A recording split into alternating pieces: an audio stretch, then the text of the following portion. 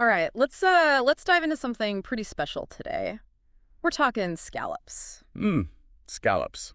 Always a good topic. But not just any scallops, right? Are focusing on hand dive scallops. I was watching this Gordon Ramsay video, Oh, the one where he actually goes diving. Exactly. He goes out and hand dives for them himself. It just feels, well, kind of wild seeing a chef like him doing that for such a high-end ingredient. Yeah, it definitely connects you straight to the source, doesn't it? Yeah. Cuts out the middleman, visually at least. It really does. So our mission for this deep dive is basically to figure out, why are these things so expensive and what's the deal with how they're harvested, the environmental side of things. And the recipe. Don't forget the tartar he makes right there on the boat. Oh yeah, definitely covering that. That looked incredible. And luckily we have you here, our expert, to help us sort of make sense of everything that's going on under the sea and on the deck. Happy to be here. It's a fascinating world. Great. So maybe before we get into Ramsey's actual dive, let's just do a quick Scallops 101.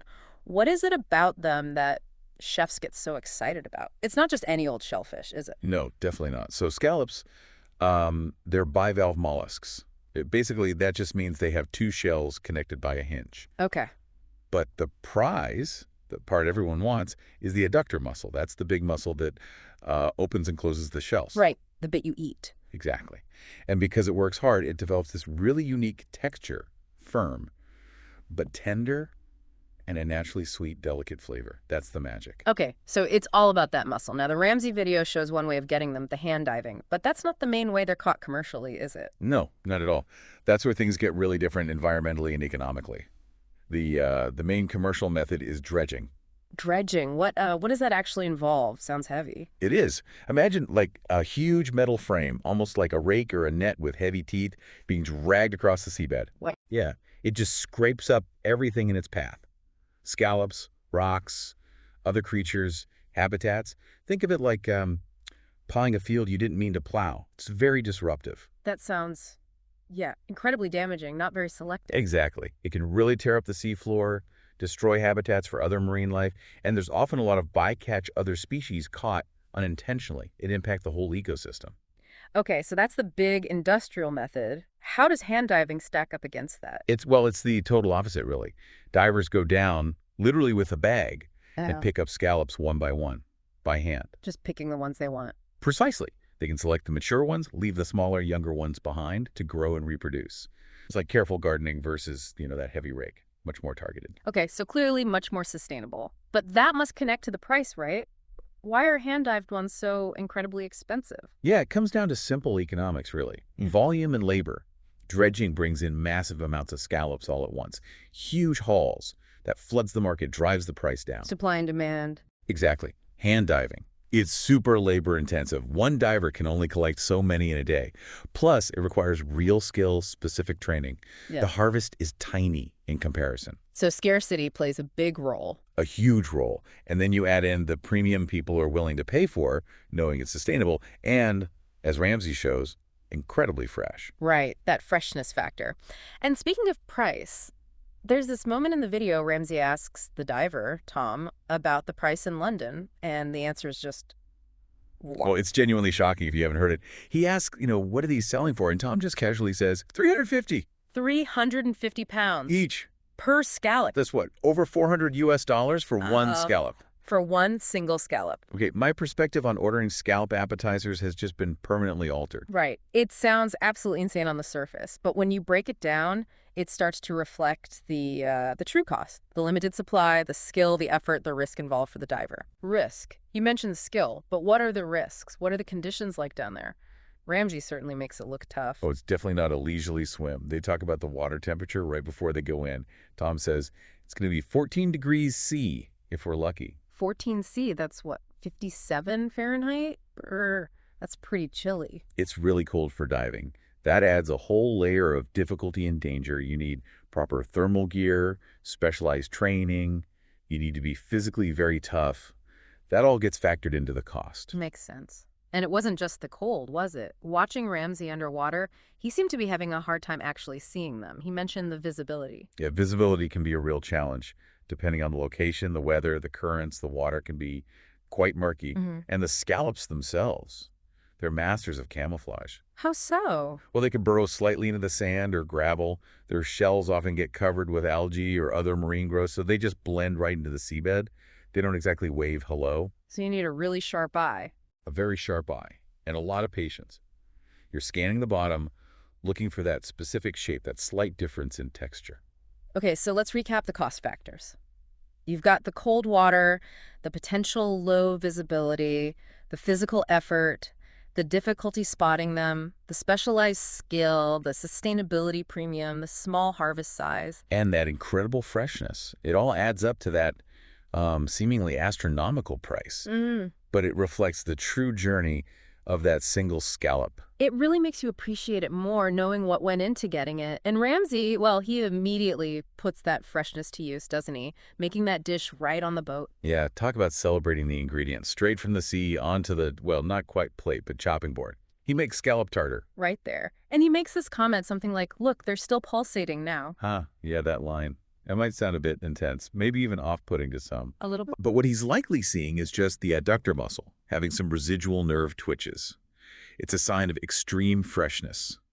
Once the muscle's cut, the scallop isn't, alive in that sense, but the muscle fibers can still react for a short time. Okay, that makes it slightly less dramatic. Still, eating something that fresh is pretty amazing. So what does he actually do? What's the recipe for this super fresh tartar? Well, the key thing here, and it's a great insight, is that when something is this good, this fresh, you do very little to it. Simplicity is key. Let the ingredients shine. Exactly. So first, he dices the raw scallop meat, nice small cubes. Okay. Then he adds some zest and juice from a fresh lime. That acidity is crucial. It brightens everything up, cuts the richness a tiny bit, but doesn't cook it like a ceviche. Nice. Some freshness. What else? Some finely chopped chives for that mild oniony flavor and a bit of color.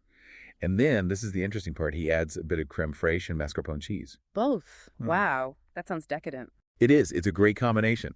The creme fraiche gives it a slight tang and creaminess, while the mascarpone adds this really luxurious, rich, velvety texture. It just coats the scallop beautifully. I can almost taste that. Luxurious is the word. And then just the basics, a pinch of salt, a bit of pepper, that's literally it. Minimal seasoning because the scallop itself is the star. So simple. And how does he serve it up on a moving boat? He just gently folds everything together. You don't want to overmix it. And then for serving, he uses crisp little baby gem lettuce leaves as edible cups or boats. Oh, perfect. Little crunchy carrier for that creamy tartar. Brilliant. And what's the verdict from the chef himself? He takes a bite and just says, absolutely delicious. And there we are, a very simple scallop tartar. Simple, fresh, and absolutely delicious. You can tell he means it. I believe him. It sounds incredible. Such a testament to letting quality ingredients speak for themselves. It really is. It challenges that idea that fancy food has to be complicated. Yeah. Sometimes the simplest approach is the best, especially with seafood that fresh. This whole journey, from the biology to the harvest methods, the price, the dive, and now this recipe, it really brings us back to that bigger picture Ramsay mentioned, doesn't it? About the harvesting. It does. He was very clear about his feelings on dredging versus hand diving. He said, 10 times better to use hand dives and not dredge. And he said something about the taste too, didn't he? Yeah, and I'd rather pay double for hand dives than cheap dredge scallops that taste of grit. 10 times better. That's a pretty strong statement. It really connects that sustainable practice directly to a better quality product. No grit is definitely a plus.